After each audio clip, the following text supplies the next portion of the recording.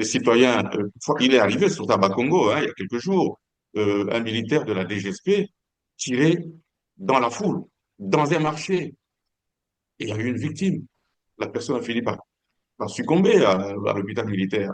Alors, tout cela montre que chacun des militaires est responsable et au plus haut point, le responsable de cette unité de la sécurité présidentielle.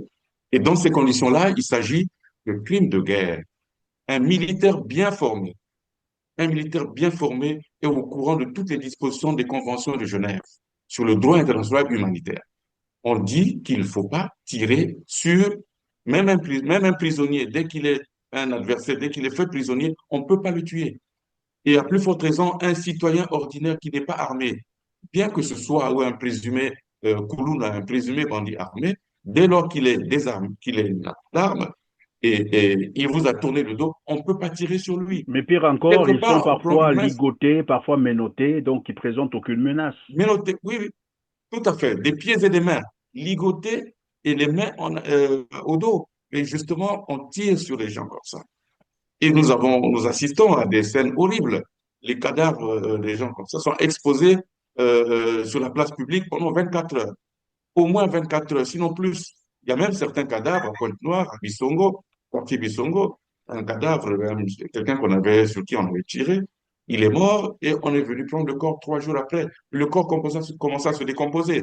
Et là, la responsabilité incombe individuellement aux policiers, aux militaires des gestes qui tirent, mais aussi, plus au point, aux responsables qui a donné l'ordre. Et en cette matière-là, justement, ce sont des crimes de guerre, des crimes contre l'humanité, imprescriptibles.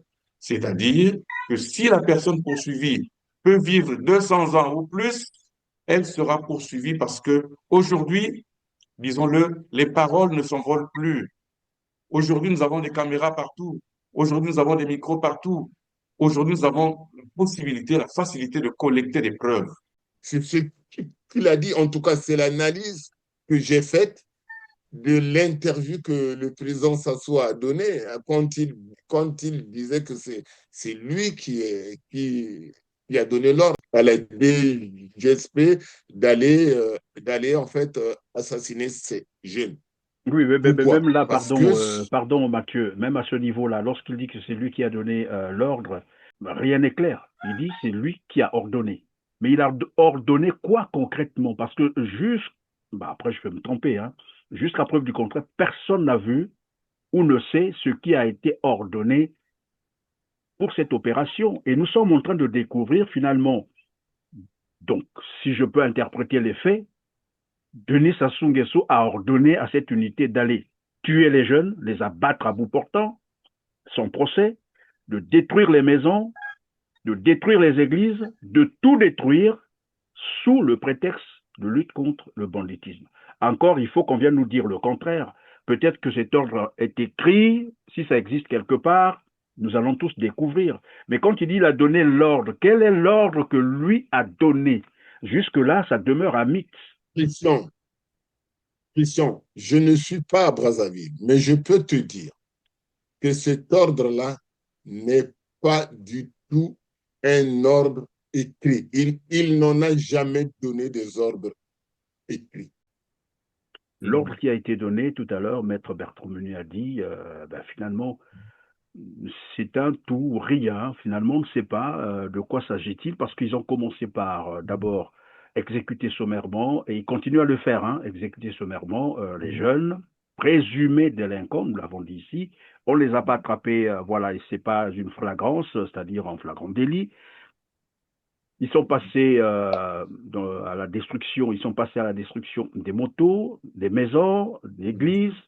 Et là, Maître Bertrand vient de nous informer que même les tatouages, donc désormais on peut arrêter, évidemment, on a vu des vidéos comme ça, où ces éléments de la DGSP arrêtent les bus de transport en commun, se mettent à fouiller dans les bus en train de scruter le corps des passagers.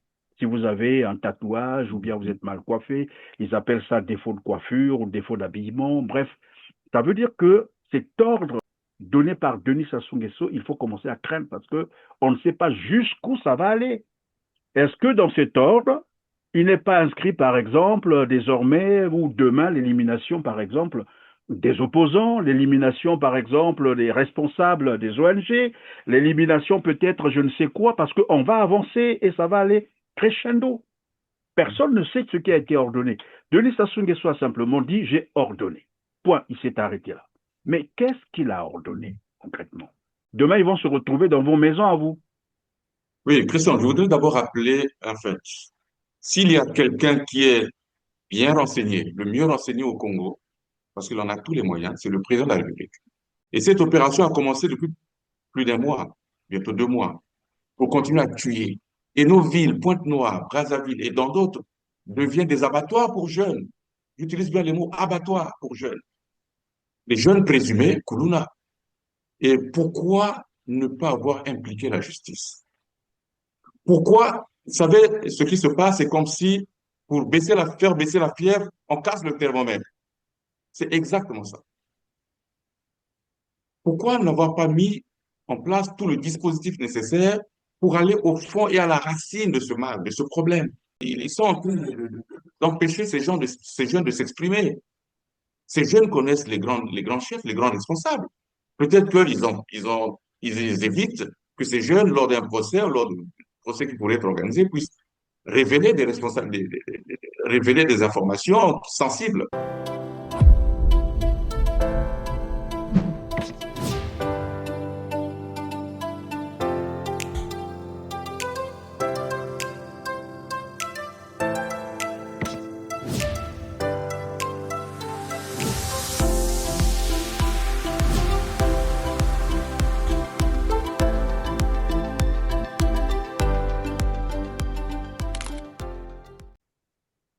Bonjour à toutes et à tous, mesdames, messieurs. Merci de suivre RCT. Bienvenue dans ce numéro Droit de savoir.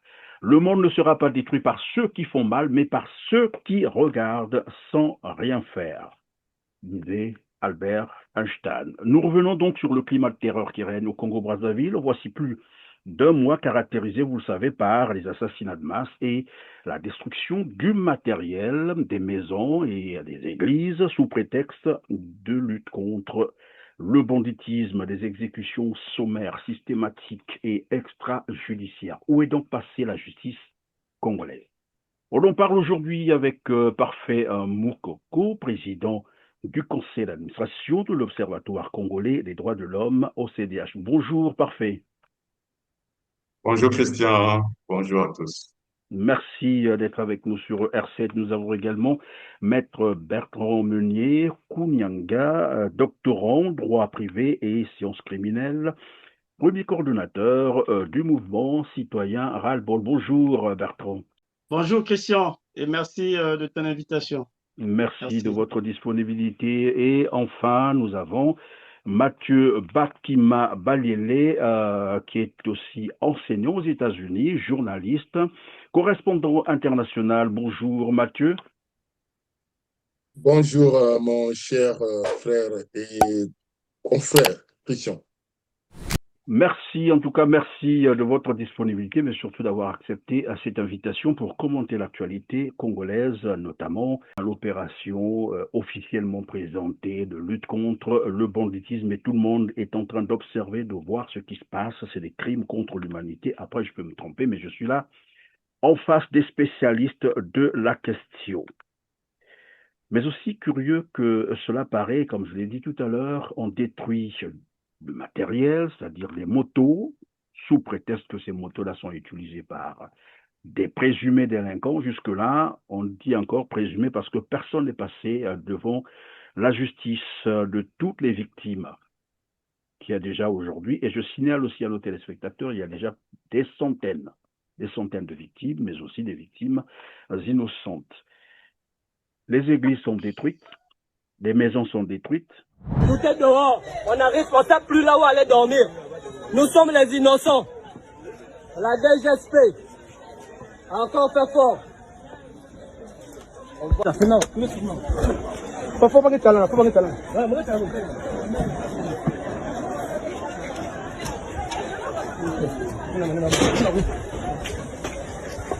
Ici, nous sommes le deuxième de Baxia.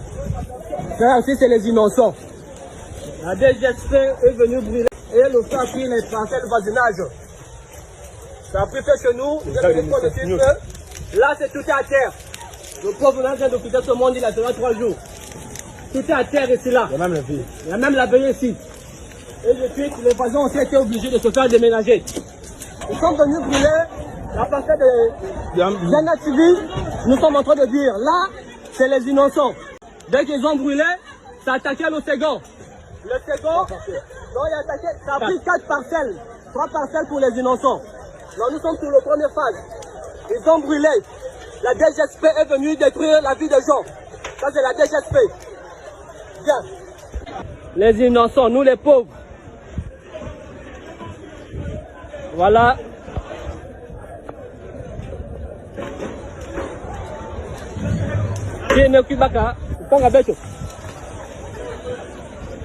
Population tellement moi la DGC. Mais ça avec vraiment innocent la maison d'à côté mais bactia. Il y a même bacti babim nyos tu babim nyos ta kim kela nyos tu babim la na ba yinga ku ba papi ma ko kotisa. Ba ke la babim nyos vraiment population tellement bien vraiment continue monsieur le président tellement bien vraiment. Ils ont eu qui n'avait zone ben casé ben bi quand on va tout chi mais sur la bête. Mais c'est innocent. Ils ont même rien avec quoi à côté les militaires. Na moi nous quoi à côté. Nous à côté, président, nous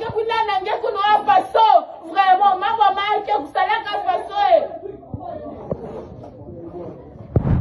Je vais vous proposer un extrait d'une vidéo bon, voilà, d'une église qui venait d'être détruite, c'est à Pointe-Noire, et le pasteur de cette église nous explique les circonstances dans lesquelles son église a été détruite. Suivez. Nous avons exercé l'hospitalité en recevant dans les bâtiments à côté une maman qui est aveugle, qui ne voit pas, qui a été chassée par son mari. Et elle habitait dans un studio et avec sa fille qui a 14 ans. Et cette maman, donc, nous l'avons reçue à l'église parce qu'elle est aveugle. Ayant été chassée par son mari, elle habitait là dans un studio. Et ne connaissant où son mari est allé habiter avec son fils aîné qui a 17 ans, eh bien, lorsque la DGSP a arrêté les clous là, ne connaissant pas où habite le père du garçon, ils sont venus montrer là où le jeune garçon venait manger de temps en temps chez sa mère, ici à l'église. Donc dans un bâtiment, nous avons exercé l'hospitalité en hébergeant cette maman aveugle. Et donc lorsque l'équipe de la DGSP est arrivée à 1h du matin, ils ont regardé tous ceux qui priaient, ils ont cherché ce jeune garçon, ils ne l'ont pas trouvé. Et c'est ainsi qu'ils sont revenus, donc 3 jours après, ont cassé non pas seulement le studio où on avait hébergé cette maman aveugle, et ils ont aussi cassé le bâtiment de l'église. C'est un bâtiment sacré et les toilettes, tout a été saccagé.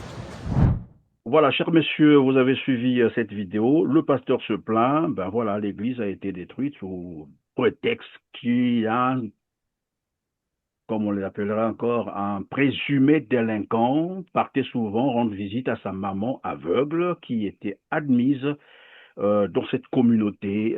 Votre commentaire à vous, la parole à qui souhaiterait la prendre en premier? Merci beaucoup. Ce qui est cœur dans cette image, c'est qu'on n'a pas donné la possibilité à cette maman de se justifier devant un juge et de se faire condamner s'il y a une responsabilité sur laquelle elle devait répondre. Et ni même son fils qui était certainement en cabale, puisque le fils ne vivait plus avec sa maman. Sa maman était en divorce avec le père de ce monsieur, de ce garçon, et le garçon venait de temps à autre manger chez sa maman. Et sa maman ne vivait pas dans un domicile qui l'appartenait. Elle vivait au sein d'une église. Donc, elle avait juste bénéficié des faveurs d'une église. Et en quoi la personne qui donne des faveurs à une femme qui est en situation de détresse peut être responsable ou complice des crimes commis par le fils de cette maman. Donc, il n'y a aucun lien. Il n'y a aucun lien. Et moi, je pense que ce que nos services de la sécurité présidentielle ont fait, et ce sont des actes blâmables. Il faut que dans les meilleurs délais, que l'État se saisisse de cette affaire et que cette église reçoive réparation. Ou si possible, que cette église saisisse les tribunaux administratifs pour responsabilité de l'État, afin que l'État puisse reconstruire cette église, parce que ni de loin ni de près, l'église est en lien avec ce présumé délinquant. Là encore, il fallait que ce jeune soit entendu par un juge et que sa culpabilité soit établie.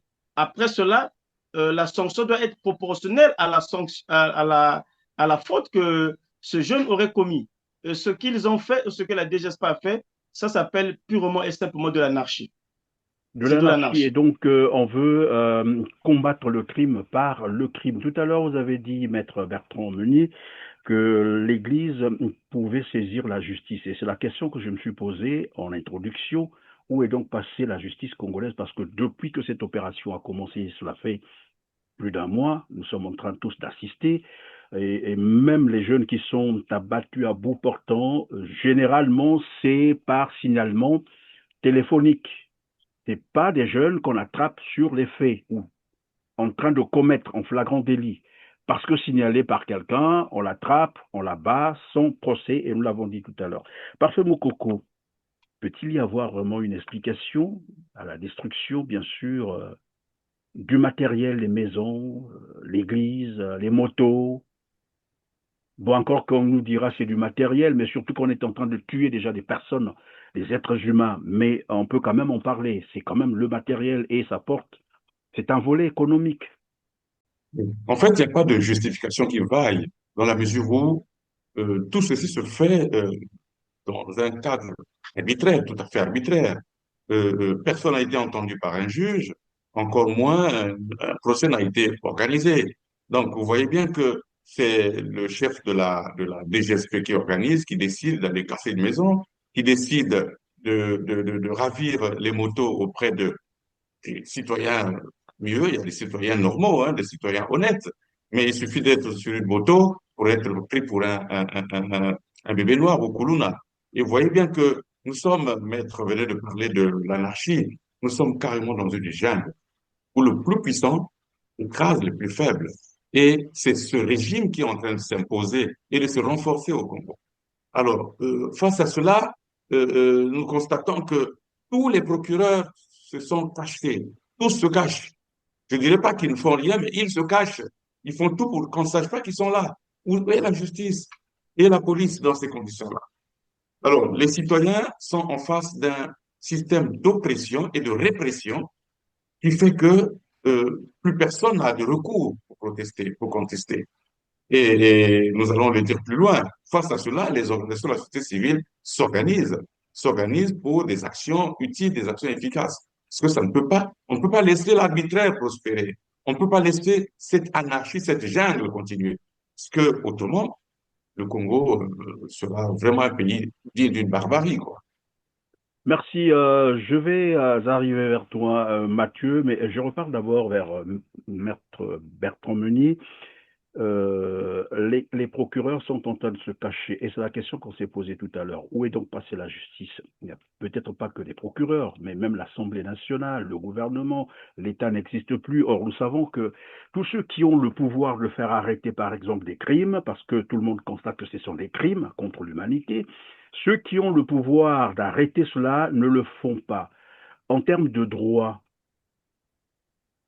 que court-il concrètement? Il ne faut pas aller directement faire une analyse juridique de cette situation. On va commencer par l'analyse politique. Vous savez que dans notre pays, l'exécutif empiète sur le judiciaire. Et vous savez dans quelles conditions les magistrats sont nommés dans notre pays. Et vous savez comment la justice est manipulée par les acteurs politiques. Et donc, puisque la décision a été prise à un niveau très élevé, et donc, même les procureurs de la République ou les procureurs généraux ont peur de prendre des initiatives, ont peur d'interpeller les responsables ou les auteurs de ces actes. Vous savez que lorsque le président allait inaugurer une école, lui-même, répondant aux interviews des journalistes, disait que c'est lui-même qui a donné cette autorisation, cet ordre, et comme il avait fait dans le pool. Donc, vous voyez là que c'est un ordre qui est donné par le président de la République. Mais ici, il s'agit de rappeler que le président de la République avait fait voter une constitution en 2015, laquelle avait obtenu 94,32% de suffrage. Et donc, ça, c'est ce qu'on nous avait présenté. Et lui-même avait prêté serment devant cette constitution de respecter et de faire respecter la constitution. Alors qu'il est clair qu'il s'est dit dans cette constitution que la personne humaine est sacrée. Et donc, le président de la République ne peut plus donner des ordres allant dans le sens de massacrer, assassiner des humains. Le faisant, il est tenté de faire un parjure, il est tenté de faire ce qu'on appelle la haute trahison. Et puisque l'ordre a été donné à ce niveau, les magistrats sont nommés par lui, c'est lui le président du Conseil supérieur de magistrature, eh bien, ils ont peur de prendre des initiatives. Et c'est pourquoi il y a un auteur, je sais pas, il y a une histoire qui disait que c'est l'abbé Fulbert Hulot qui le disait, lorsque la politique se mêle de l'administration, le pays stagne. Et donc là, c'est le pays qui a stagné et nous assistons, malheureusement, avec nos yeux, les crimes qui sont perpétrés, les crimes malheureusement que nous ne pouvons pas. Et ce qu'il faut aussi épingler ici, c'est le silence de l'ONU, le silence des institutions internationales. Vous savez que dans notre pays, il y a le siège de l'Union européenne, il y a des ambassades, mais aucune ambassade, sauf preuve du contraire, n'a déjà envoyé une lettre, ne serait-ce qu'une lettre, pour demander à nos autorités pourquoi ça se passe comme ça, pourquoi c'est extrajudiciaire, pourquoi la justice n'est pas mêlée. Et donc, voyez-vous là que c'est l'expression pure et simple de l'empiètement de l'exécutif sur le judiciaire. Il n'y a que ça que je peux dire, mais il faut analyser cette affaire sous l'angle aussi politique, l'angle sociétal, avant de parler sur l'angle juridique. Évidemment, vous parlez là d'un ordre qui a été donné, mais tout le monde sait que c'est un ordre illégal. Dès lors qu'on demande à des fonctionnaires ou aux fonctionnaires d'aller tuer des êtres humains, surtout que c'est fait hors cadre légal, cet ordre est illégal. Et l'article 14 de la même Constitution voudrait qu'un agent, un fonctionnaire puisse évidemment désobéir à un tel ordre, qui est un ordre illégal. Et donc, même les magistrats dont on parle, c'est vrai qu'ils sont nommés par le président de la République, mais ils ont la possibilité de désobéir à ce genre d'ordre pour dire, ben ça ne passe pas. Et ce courage, est-ce que c'est la peur? Je ne sais pas comment analyser ça. Parfait, Mokoko. Nous sommes là en face d'une unité normalement chargée de la sécurité du président de la République, mais qui est en train de commettre des crimes contre l'humanité.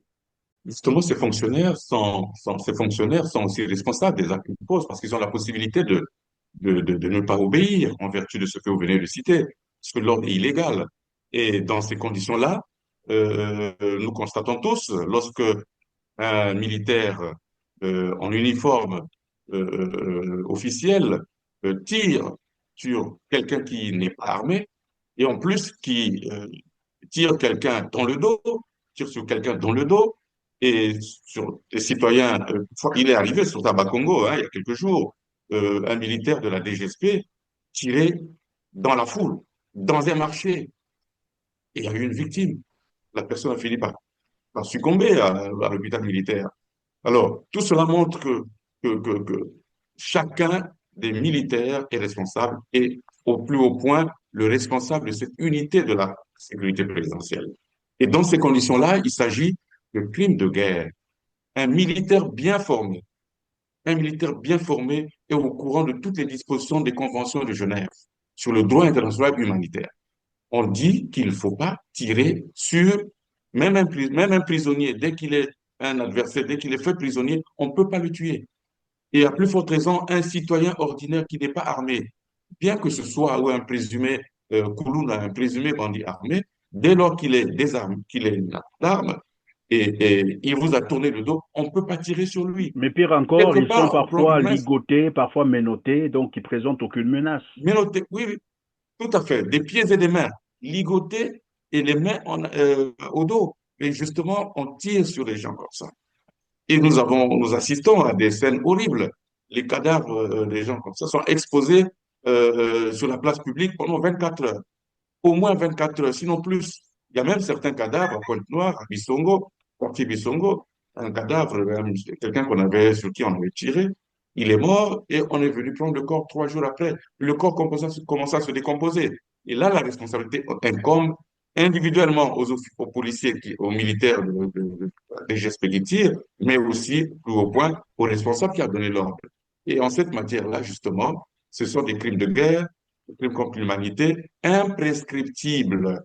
C'est-à-dire que si la personne poursuivie peut vivre 200 ans ou plus, elle sera poursuivie parce que aujourd'hui, disons-le, les paroles ne s'envolent plus.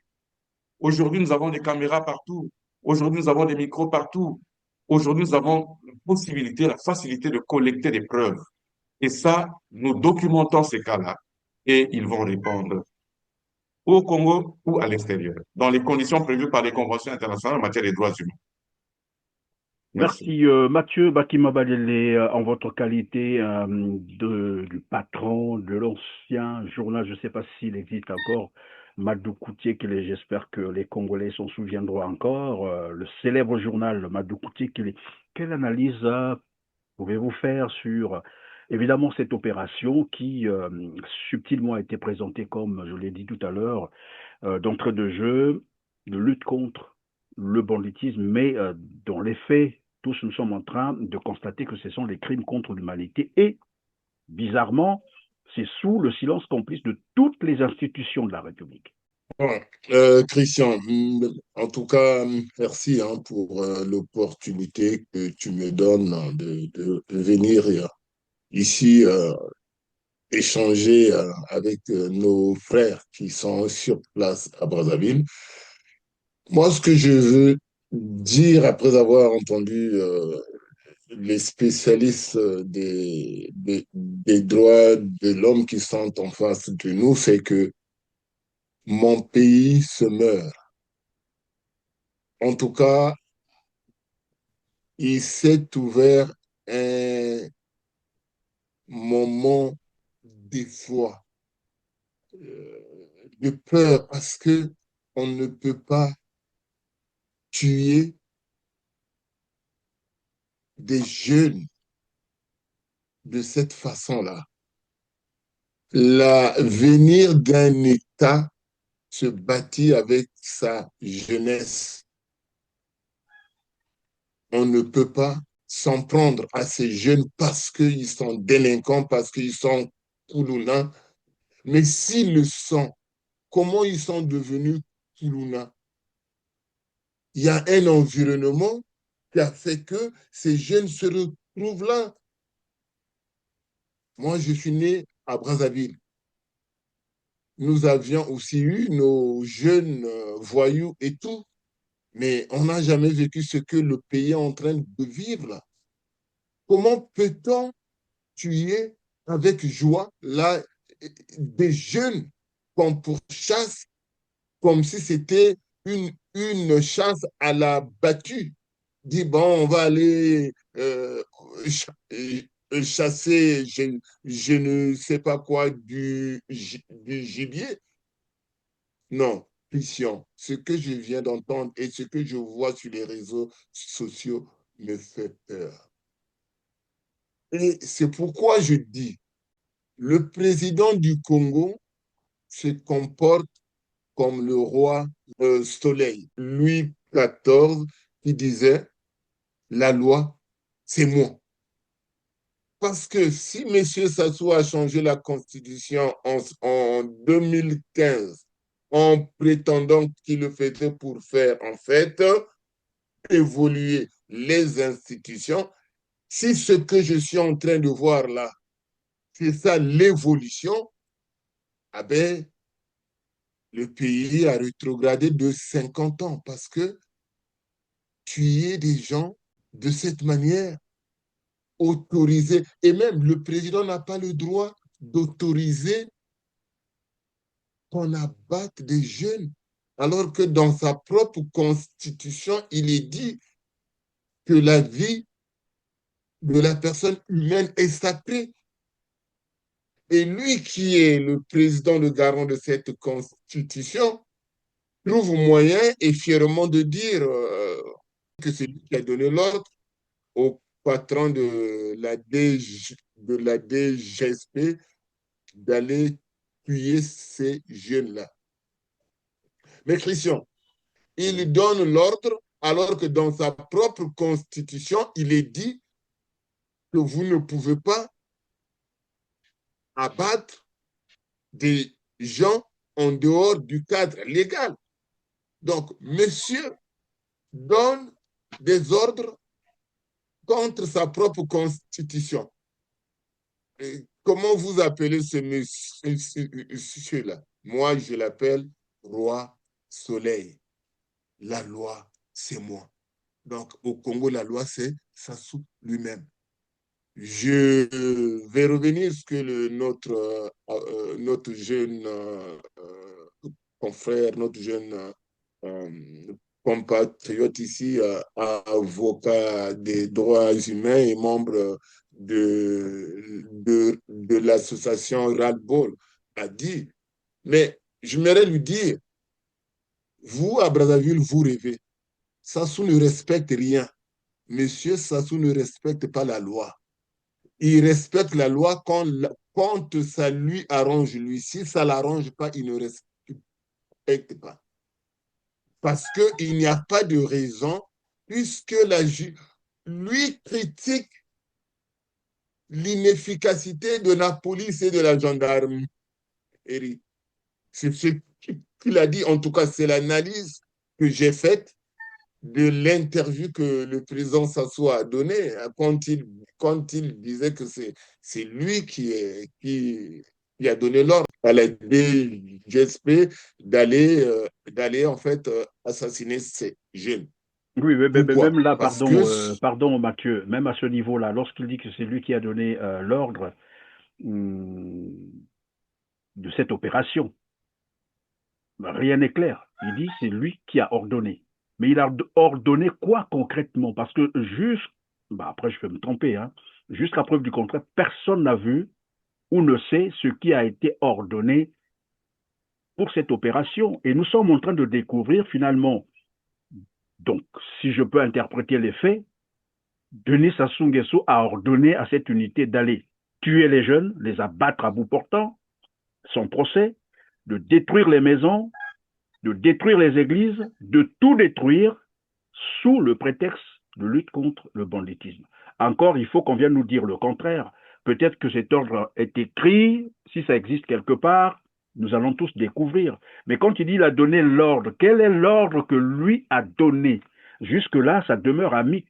Christian, je ne suis pas à Brazzaville, mais je peux te dire que cet ordre-là n'est pas du tout un ordre écrit. Il n'en a jamais donné des ordres écrits. We are doomed, comme on dit ici. En fait, on est dans le baba. Je ne sais pas comment ça va se terminer, mais Christian, faire naître un climat d'effroi à quelques 6 mois d'une élection présidentielle n'est pas un hasard. Ce n'est pas un hasard. Non, ce n'est pas un hasard. Il a voulu instiller ou distiller déjà un climat de peur dans les consciences des gens pour que les Congolais ne contestent pas son 8e mandat, 7e, 8e ou 9e mandat. Je n'en sais plus exactement où il se trouve avec ces mandats. Beaucoup trop de mandats, on peut parler tout de même, mais au moins on connaît combien d'années il est déjà là, donc plus de 42 ans au pouvoir. Oui, je vais revenir vers vous, donc, Mathieu. Tout à l'heure, je reviendrai vers vous. Alors, Maître Bertrand Meunier, un ordre, puisque tout le monde en parle, l'ordre a été donné. Quel ordre a été donné? Bon, voilà. Moi, je n'ai pas lu. On a tenté de fouiller partout, on n'a pas retrouvé cet ordre. La preuve, c'est que même le décret dont il faisait état, nous avons envoyé des gens au journal officiel, ils n'ont pas retrouvé cet ordre. Quelle peut être finalement la portée d'un ordre qu'on vient de déclarer comme ça au micro au cours d'une interview? Bon, ben, c'est ceci qui dénote l'anarchie de notre système au pouvoir. Parce que le président de la République, en principe, dirige par voie réglementaire. S'il y a ordre qu'il allait donner, il allait prendre un décret pour ordonner à sa sécurité d'élargir la mission qui leur a été dévolue. Aujourd'hui, la DGSP a commencé par assassiner d'abord les jeunes. Après les assassinats, ils ont commencé à détruire les maisons, après la destruction des maisons, c'est des motos. Et aujourd'hui, ils surveillent même les tatouages et les coiffes. Ça veut dire que demain après demain, ils vont basculer dans autre chose. Ça veut dire que l'ordre n'était pas encadré. Il n'y a pas eu un ordre écrit, c'était un ordre certainement verbal, mais qui n'était pas tout à fait précis aussi. C'est pourquoi il faut que cette mission soit recadrée. Quand on donne un cadre juridique, on n'est pas contre que l'exécutif lutte contre la délinquance juvénile.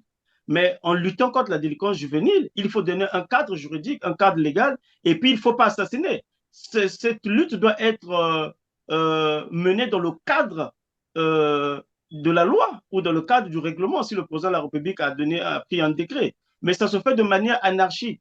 Il y a des gens qu'on vient prendre, on détruit même les églises. Ça veut dire que cet ordre a été aussi, les églises ont été aussi épinglées dans cet ordre. Et en dehors des églises, les motos, les biens matériels, on ne sait pas en quoi ça va basculer demain. Donc c'est pour dire que si ordre a été donné, cet ordre a été verbal, et si c'est verbal, cet ordre est illégal. C'est un ordre illégal, Voilà. et il y a l'article 27 du statut de Rome qui parle du défaut de pertinence de la qualité officielle.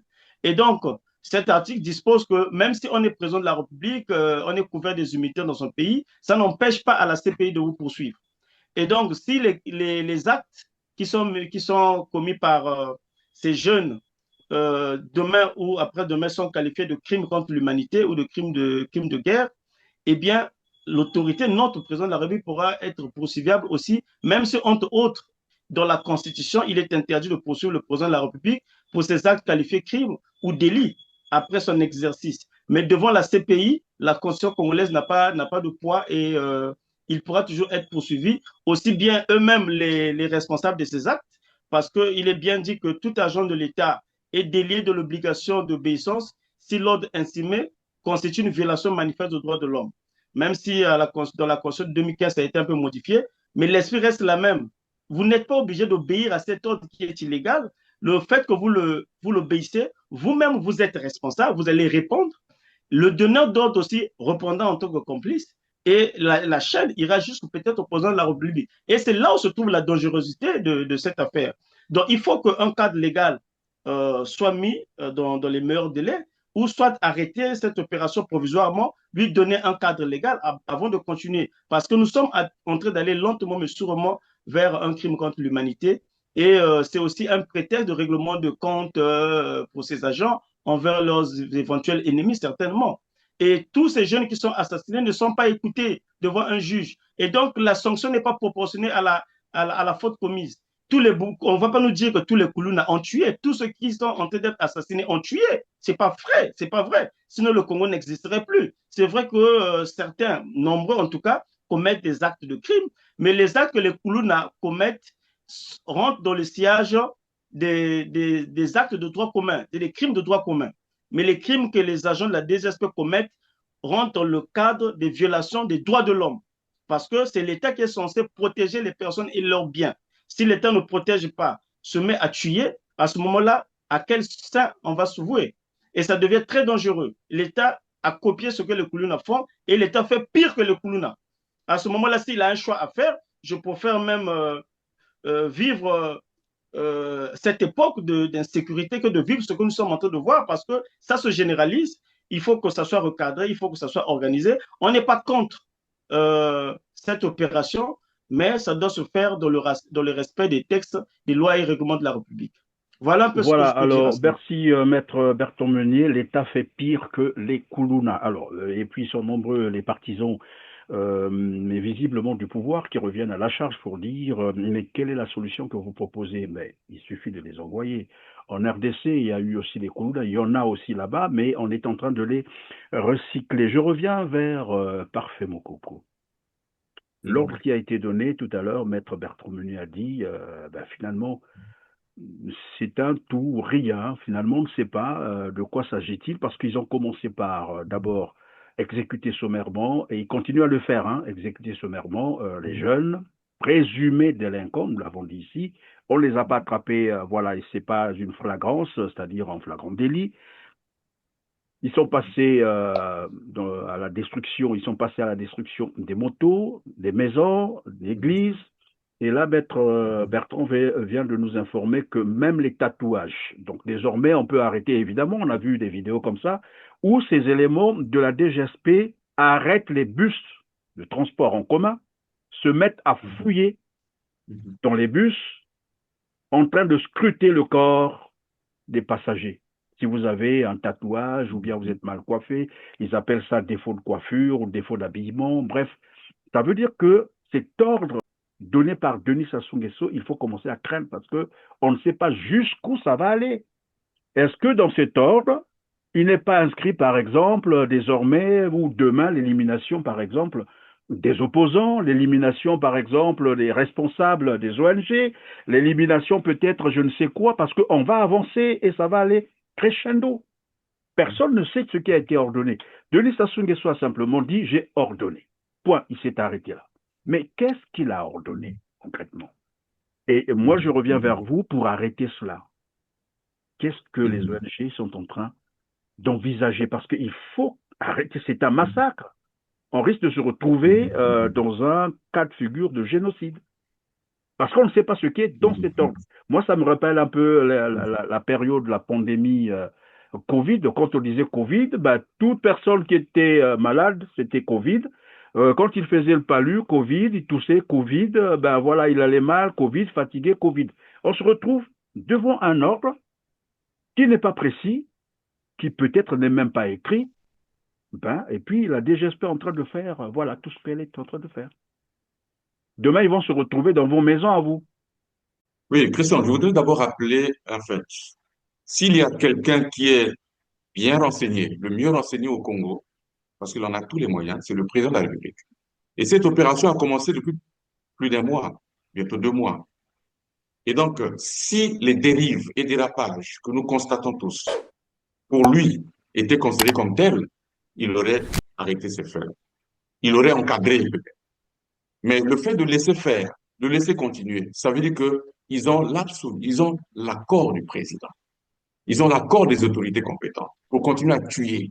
Et nos villes, Pointe-Noire, Brazzaville et dans d'autres, deviennent des abattoirs pour jeunes. J'utilise bien les mots abattoirs pour jeunes. Les jeunes présumés, Koulouna.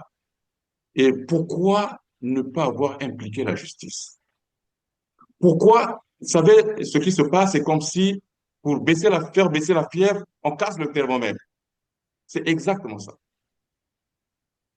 Pourquoi n'avoir pas mis en place tout le dispositif nécessaire pour aller au fond et à la racine de ce mal, de ce problème de criminalité urbaine?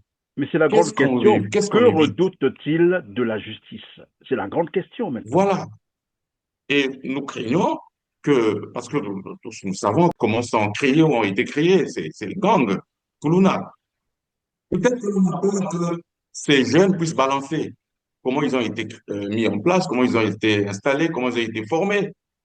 Parce que nous savons, les grands responsables, où ils se trouvent, comment ça a commencé. Nous sommes tous Congolais. Nous savons comment ça a commencé. Et donc, ils sont en train d'empêcher ces jeunes de s'exprimer.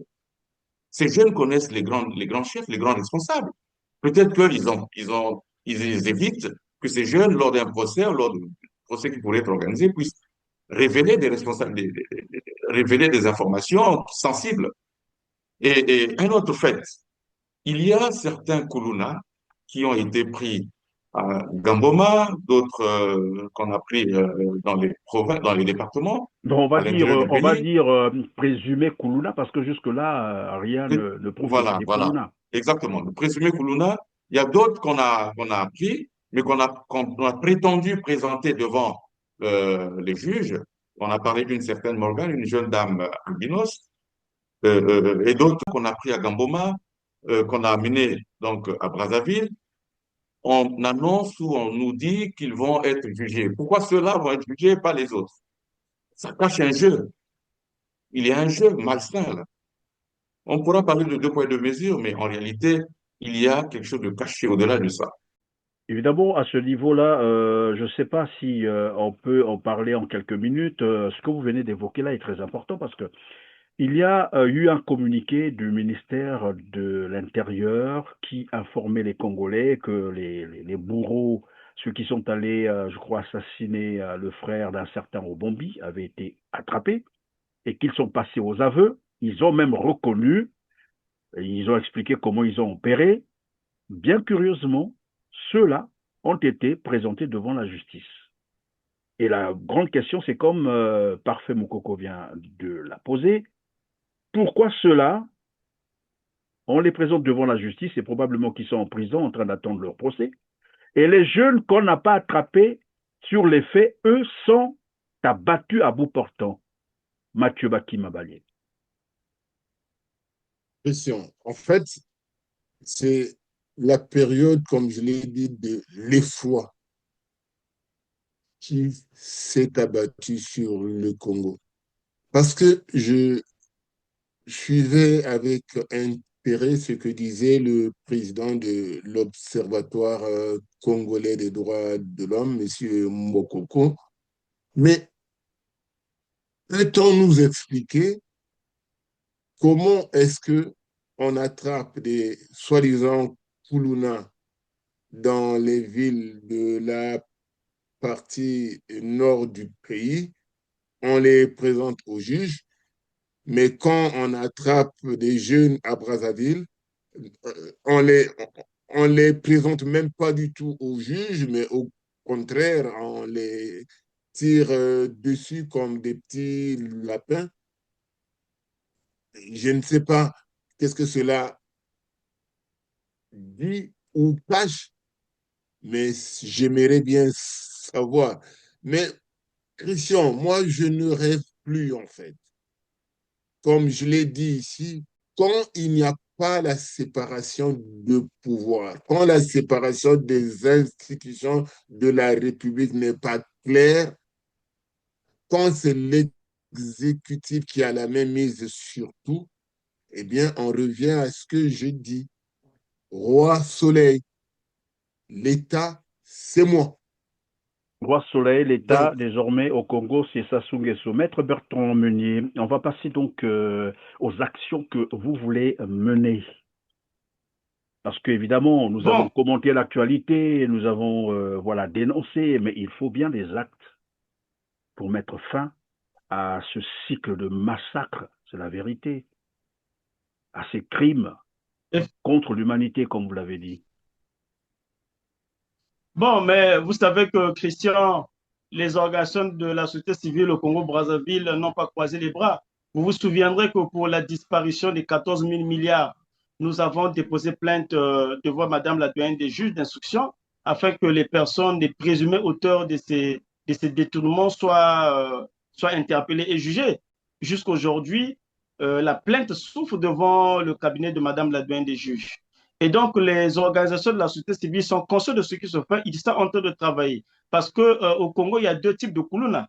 Il y a des Kuluna en col blanc et les Kuluna en col noir, et ceux qui sont en train d'être assassinés.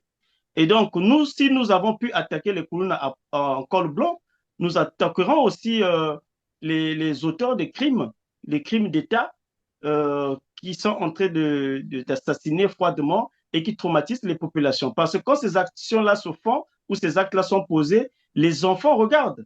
Et donc, le crime ou l'assassinat a été banalisé dans notre pays. Et qu'est-ce qu'on va attendre de nos enfants d'aujourd'hui? Les enfants qui ont 8 ans, 9 ans, qui assistent à ces assassinats. Parce que pour eux, ces assassinats deviennent des actes normaux.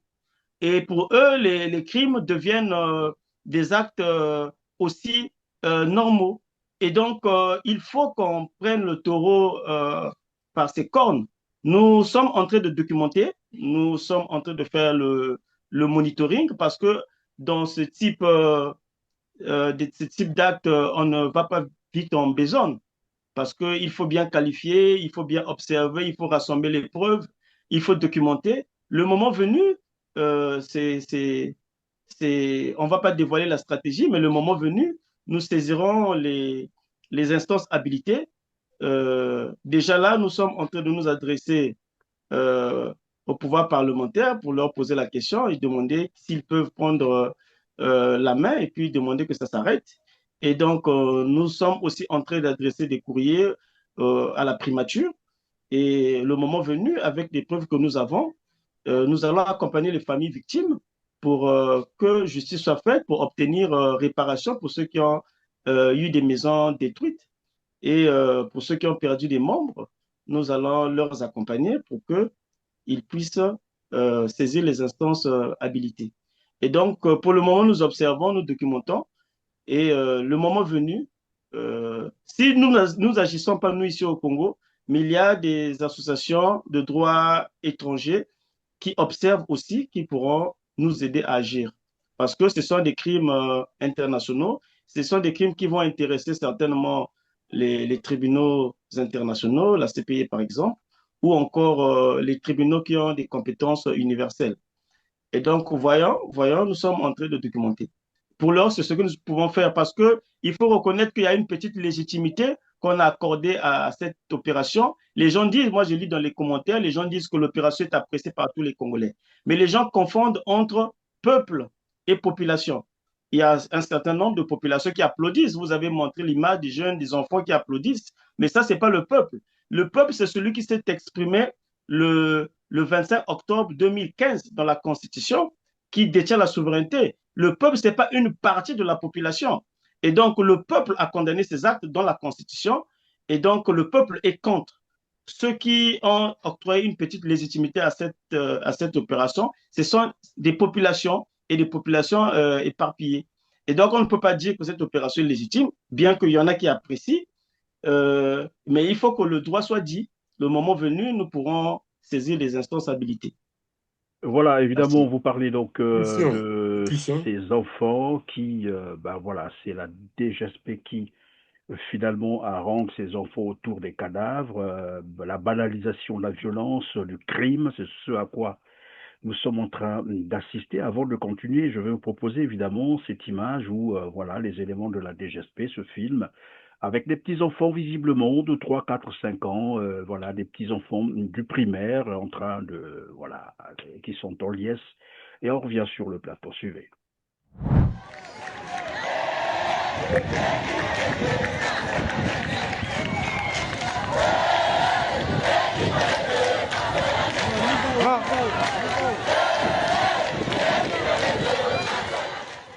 Voilà, chers messieurs, vous avez vu cette image, il y a un cadavre à côté, allongé, à côté, et voilà, il y a un élément de la DGSP qui mobilise les petits-enfants, apparemment tous des mineurs, c'est ce qu'on vient de voir sur l'image. Je voudrais que, je ne sais pas qu'est-ce que vous en pensez, mais moi j'ai l'impression que la mort est banalisée, la violence. À quoi ça vous fait penser finalement? Et ces images ont été filmées par la DGSP elle-même, puisqu'elle interdit le public de filmer désormais. C'est eux qui filment, c'est eux qui balancent pour montrer que, voilà, comme vous l'avez dit tout à l'heure, il y a une ferveur populaire, voilà.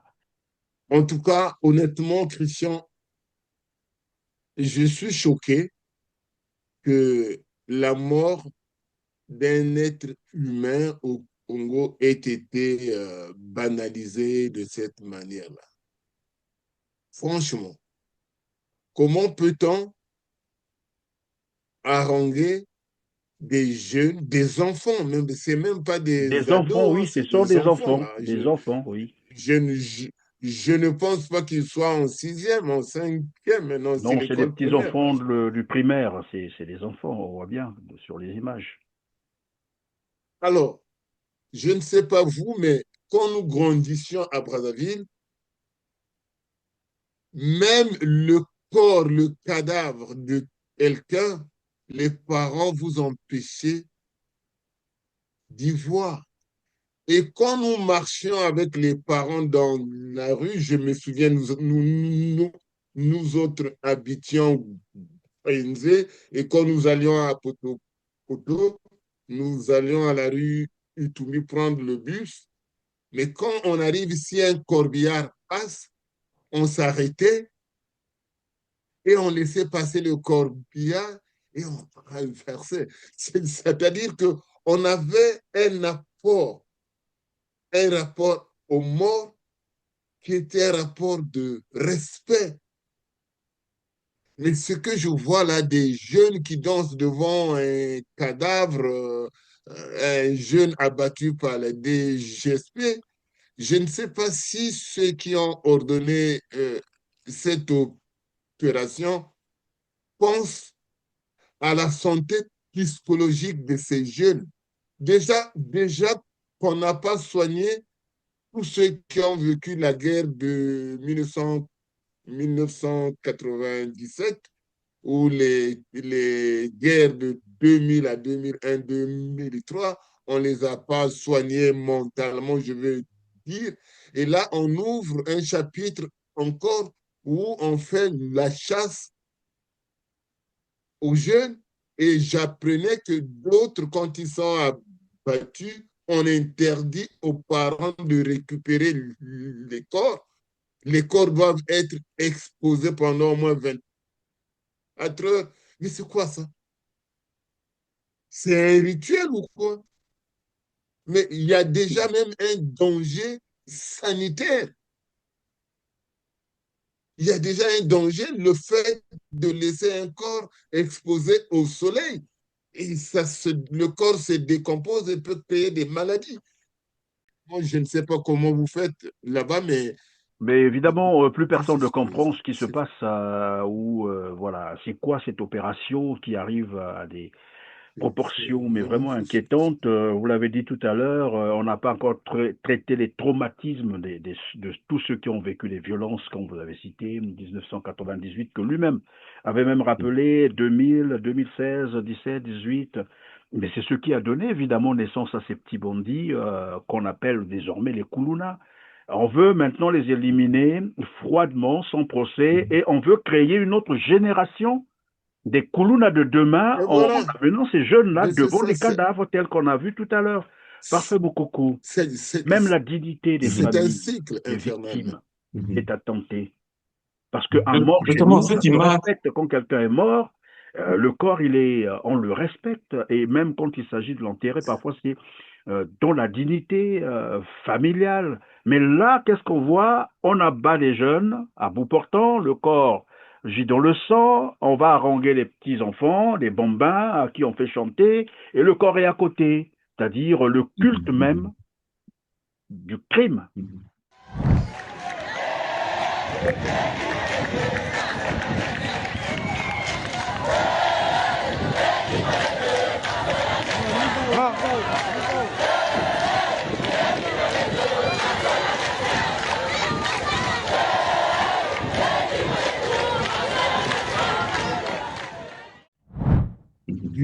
Le culte de l'irresponsabilité, Christian. C'est le culte de l'irresponsabilité. Justement, Christian, cette image est révélatrice de la mise en œuvre d'une stratégie et d'un plan de manipulation de l'opinion congolaise par rapport à l'horreur. Et dans quelques mois, dans quelques années, nous aurons une société des gens insensibles à l'horreur.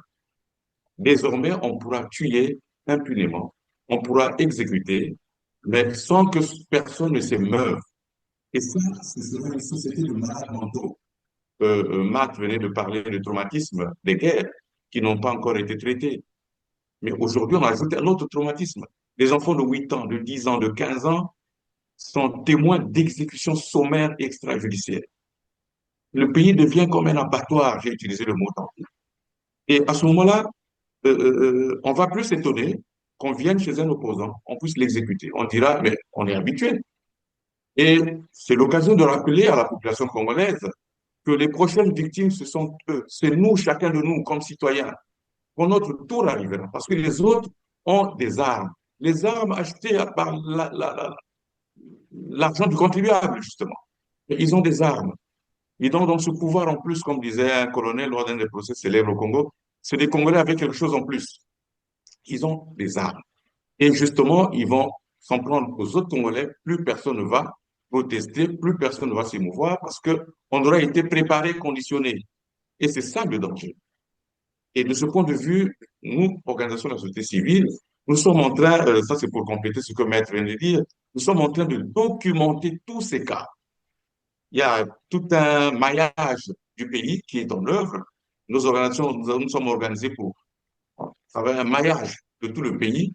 Tout est documenté. Et c'est l'occasion de demander aux parents des personnes victimes et même aux victimes de destruction de maisons, aux victimes de destruction de leurs biens, outils de travail, je pense aux motos et autres outils de travail, de demander à ces personnes de se rapprocher des organisations de la société civile.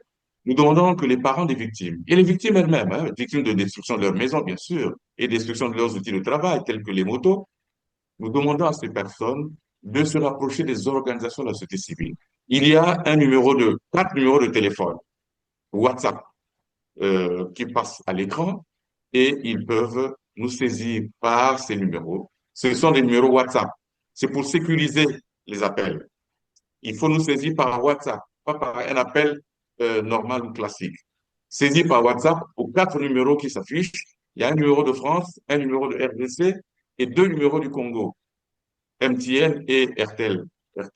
Et c'est par ces canaux-là qu'ils vont se rapprocher de nos organisations pour compléter la documentation des différents cas qui sont en train d'être collectés par nos enquêteurs, qui sont sur le terrain.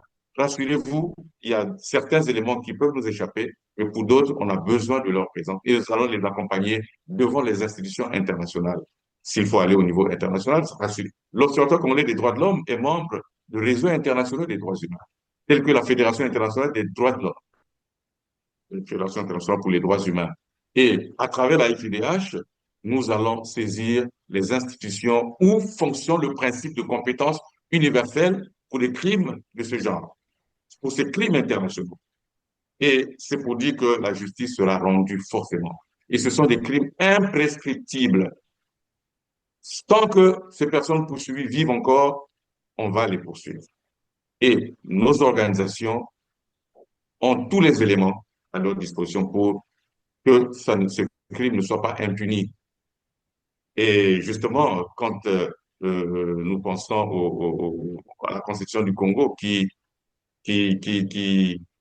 pour parler simplement, qui rend le président irresponsable ou impuni, juste de l'impunité, hein, l'impunité, l'immunité, soit impunité ou immunité, évidemment, cela ne fonctionne qu'au Congo. À l'extérieur, cela ne fonctionne pas. Au niveau international, cela ne fonctionne pas. Donc, que les Congolais contribuent au travail des organisations de la société civile qui vont les accompagner pour des actions judiciaires. Mais au niveau national, nous interpellons l'Assemblée nationale. C'est quand même étonnant et regrettable que ceux qui se disent représentants du peuple, qui sont censés veiller aussi au respect de la Constitution, aucune interpellation du ministre de l'Intérieur, du ministre de la Défense, et même du Premier ministre pour expliquer le choix de cette option-là.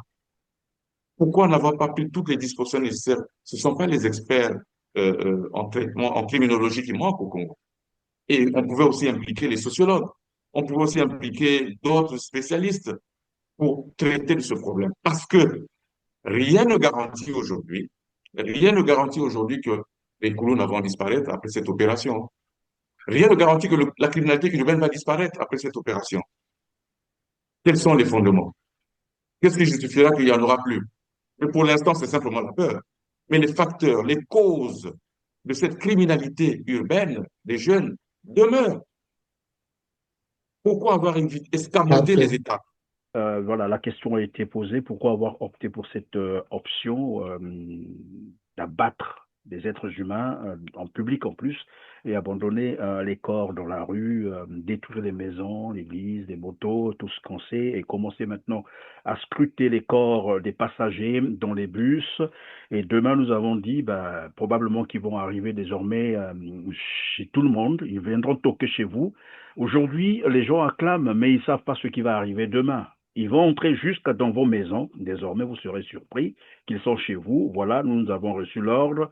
Et puisque votre bouille ne leur plaît pas, votre visage ne leur plaît pas, ils vont vous abattre et ça sera normal. C'est là que nous sommes en train de partir. Moi, je reviens sur l'image de tout à l'heure. Maître Bertrand Meunier, après Mathieu pourra prendre la parole. C'est que j'ai l'impression que ça a été savamment préparé, organisé, parce que on ne peut pas comprendre, après avoir abattu quelqu'un, un présumé délinquant, parce qu'il n'y a pas eu procès, le corps est à côté, on va haranguer les petits-enfants, on a dit des petits-enfants, des mineurs pour la plupart, en train de chanter. Est-ce que ce n'est pas là une stratégie pour étouffer l'indignation? C'est-à-dire, ce qu'on vient de poser comme acte est tellement grave, odieux, qui peut indigner tout le monde. Et comme pour éclipser cette indignation, eh bien, on vous montre maintenant une petite foule en liesse. Effectivement, Christian, si vu la terreur que les Kuluna ou les Beluna sévissaient, l'État avait instauré l'état d'urgence ou l'état de siège, ça pouvait se comprendre. Mais si l'État n'a pas instauré l'état d'urgence ou l'état de siège, ça veut dire que la terreur instaurée par les Kuluna n'était pas arrivée à un niveau trop inquiétant au niveau de l'État. Parce qu'il n'y a que l'état d'urgence ou l'état de siège qui peut expliquer ou bien qui peut justifier les mesures exceptionnelles. Parce que ce qui se fait, c'est exceptionnel, c'est en marge des lois et règlements de la République. Et donc, moi, je pense, en tout cas, c'est mon humble avis, c'est une gouvernance à la mitraillette. C'est une manière d'instaurer la peur dans le chef des populations. Parce que nous sommes là en train d'avancer lentement mais sûrement vers les échéances électorales qui pointent à l'horizon. Vous savez que le bilan est très négatif, le bilan du quinquennat passé est très négatif et qu'on n'aura pas assez d'arguments pour se justifier. Et donc là, c'est un signal fort qu'on envoie à toute voix discordante de ne pas essayer, sinon, où nous avons instauré un cadre où on peut tuer, il n'y aura pas de justice. Et donc, c'est une manière d'instaurer la peur, d'instaurer l'inquiétude pour toute voix discordante. C'est en tout cas mon avis, mais ça ne doit pas continuer comme ça parce que ça ne volera pas haut. Ça peut aussi avoir un effet contraire. Parce que moi, je me souviens que lorsque, pendant la guerre du 5 juin, nous avons jonché les cadavres, on n'avait plus peur de mourir. Et ça nous a développé le courage d'aller même guetter là où ça tirait. Et donc, ça peut avoir ce que le président parfait Nkoko de l'OCDH venait de dire. Il a fallu, en tout cas, convoquer les sociologues, les spécialistes en sciences criminelles ou les criminologues, les juristes, pourquoi pas les historiens, pour réfléchir sur la mesure à prendre pour arriver à bout de ce phénomène de Kuluna. Mais tant que ça a été fait de manière tout à fait surprise comme ça, sans mesure ou sans prendre, on va appeler ça sans étudier tous les contours de la question.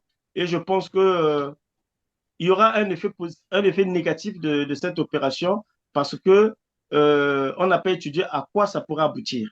Et c'est ça l'inquiétude. Évidemment, cette opération pourrait avoir un effet contraire de ce qui est attendu par ceux qui ont lancé cette opération. La preuve, c'est qu'ils commencent à interdire au public de filmer parce qu'ils savent qu'à un moment donné, ça commence à se retourner avec tous les dégâts qu'ils sont en train de faire. Et donc, ils ont pris désormais les mesures pour se faire filmer eux-mêmes et faire la propagande autour de la mort. Mathieu Bakimabalele, on va terminer. Donc, ce sera aussi votre mot de la fin. Vous souhaitez intervenir sur la question qui a été posée. Tout à l'heure, je disais, voilà, une stratégie de touffer un peu l'indignation, l'horreur, tout ce qui entoure ces opérations criminelles, il faut le dire comme ça. Vous, qu'est-ce que vous en pensez? Ensuite, on fera le tour du plateau pour la fin et chacun a maximum 2 minutes parce qu'on est arrivé à la fin de l'heure. Merci. Bon, en tout cas, merci. Hein. Moi, en fait, je voulais intervenir quand le président de l'Observatoire congolais des droits de l'homme abordait la question en disant que le Parlement devrait peut-être intervenir pour que les savants dans les domaines des sciences sociales et juridiques de notre pays puissent intervenir et tout. Ça m'a fait un peu sourire. Je dis ceci, le Parlement du Congo est composé en majorité par les gens du Parti congolais du travail. Monsieur Mokoko, souvenez-vous que le Parti congolais du travail, lors de son dernier congrès, avait choisi M. Denis Sassou Nguesso comme président du comité central de leur organisation.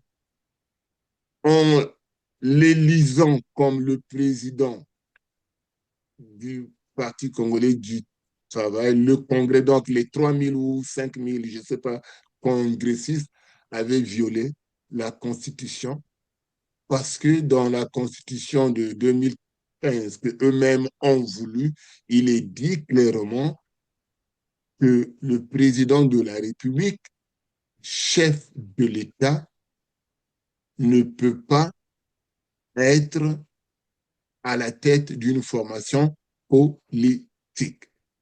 Donc, ayez en tête ça. 3000 personnes, je ne sais pas, chacun de nous ici est, je crois, père de famille. Il nous arrive d'être mis en minorité dans notre propre famille. Je ne sais pas si vous, ça vous arrive. Moi, j'ai 2 enfants, mon épouse et mes enfants. Deux fois, je me retrouve seul. J'accepte. Mais là, c'est 3000, plus de 3000 qui décident. Nous allons violer la constitution de notre pays. Donc, pensez-vous, un parlement composé en majorité par ces congressistes-là peuvent dire non aux caprices de leur chef, de leur président du parti? Non, ils ne peuvent pas. C'est pourquoi je dis qu'il ne faut pas rêver.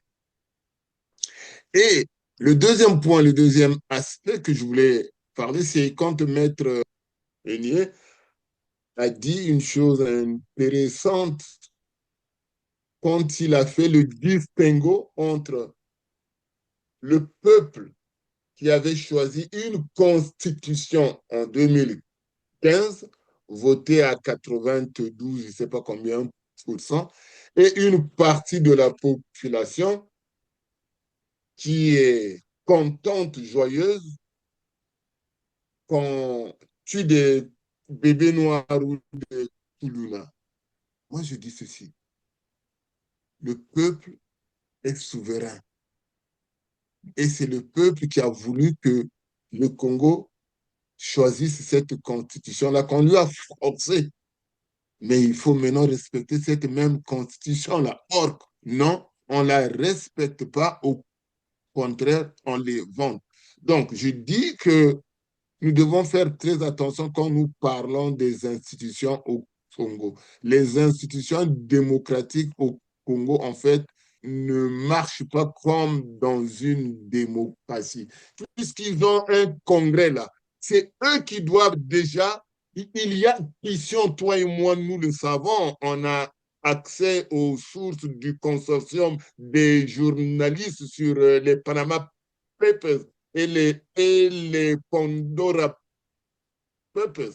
Nous avons des compatriotes qui sont milliardaires en dollars. Mais cet argent doit repartir à Brazza. Mais comment le faire? Ce débat-là, il faut le faire naître au sein du Parti congolais du travail, comme les Angolais l'ont fait. Sinon, on n'aura pas cet argent. Moi, et moi, je finis en disant que le PCT de Sassou n'est pas un parti. Ce n'est plus un parti politique. Il n'y a pas de courant politique là-bas. Les gens vont là-bas pour de l'argent. Je dirais même que c'est une loge mystique ou framasonique ou framanzoli, je ne sais pas comment appeler ça. Merci Mathieu Bakima Balele. On va terminer par Febo Koko. Vous avez quelques secondes. Hein. Ça sera votre mot de la fin et puis Maître Bertrand Meunier va conclure. Justement, je voudrais souligner en fait, il est de la responsabilité de l'État, en vertu de ses engagements internationaux en matière de droits de l'homme, de sécuriser la population. Donc la sécurité des personnes et des biens incombe absolument à l'État. Mais cela ne justifie pas que, pour lutter contre la criminalité, l'État se comporte en voyou. Il y a des normes. Il faut encadrer toute opération de sécurisation de la population, toute opération de lutte contre la criminalité. Mais ce qui se passe au Congo, c'est autre chose que la lutte contre la criminalité. On crée et on prépare, on conditionne la population d'abord face à l'horreur, et ensuite, on traumatise davantage une population qui a déjà été traumatisée depuis des années avec les nombreuses guerres.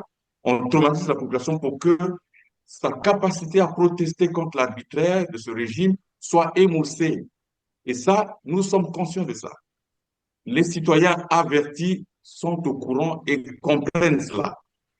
Mais cela ne passera pas inaperçu. La société civile s'organise, les actions judiciaires vont être menées, le plaidoyer sera mené aussi au niveau des mécanismes internationaux de protection des droits humains, et cela se fera.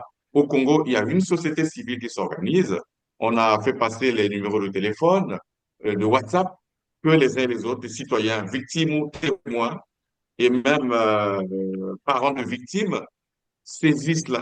nous saisissent à travers ce numéro WhatsApp, et le reste se fera par l'accompagnement, l'assistance juridique, l'assistance judiciaire qui est disponible, qui leur est offerte et qui va leur être accordée quand ils en auront besoin.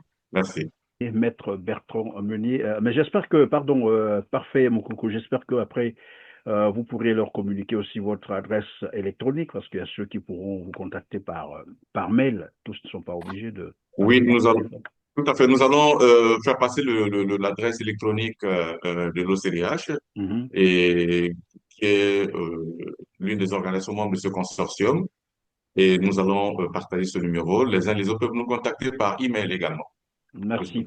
Maître Bertrand Meunier, votre mot de la fin. Mon mot de la fin, c'est de rappeler que dans notre pays, il y a un seul, en tout cas un seul citoyen qui avait prêté serment devant la Constitution, dans lequel il disait « Je jure solennellement de respecter et de faire respecter la Constitution. » De respecter et de faire respecter la Constitution. De remplir loyalement les engagements et les fonctions que le peuple m'a confiées. D'assurer la justice et la paix pour tous. Et donc, en tout cas, un seul citoyen, il doit assurer la justice pour tous.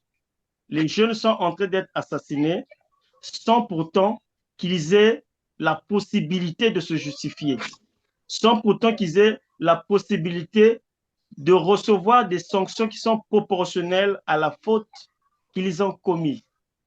Donc, un seul citoyen, et je l'interpelle, de se rappeler qu'il avait prêté serment de respecter et de faire respecter la Constitution. Figurez-vous un seul instant que les éléments qui sont en train d'assassiner, après qu'ils aient eu goût du sang, se retourner contre lui ou contre sa famille. Quelle unité de l'armée, quelle unité de la police qui s'opposerait à eux? Donc, il faut faire des choses avec la raison. Il ne faut pas faire les choses avec l'émotion. Donc, nous lui demandons de recadrer l'opération, puisque c'est lui qui avait donné l'ordre de donner un deuxième tendant à recadrer cette opération pour qu'il soit acclamé, parce qu'il a un bilan à défendre en mars 2026. Et tout ce qui est en train de se faire aujourd'hui rentre dans l'actif de tout ce que le président a entrepris pendant son mandat. Et donc, je lui demande de se rappeler de son serment et de regarder son opération qu'il a ordonnée. C'était mon mot de la fin. Merci, Maître Bertrand Meunier, vous l'avez bien dit, puisqu'ils ont voilà, la liberté d'apprécier, tout se fait dans l'arbitraire. Demain, ils vont décider que Denis Sassou Nguesso ne nous convient plus parce que lui aussi présumé Koulouna, alors on peut retourner les armes contre lui. À ce moment-là, on ne parlera pas d'atteinte à la sûreté de l'État ou d'un coup d'État parce que c'est légal. Désormais, ils ont le plein droit de tuer qui ils veulent. Est-ce que les gens peuvent réfléchir autour de cela? Grand merci donc à tous.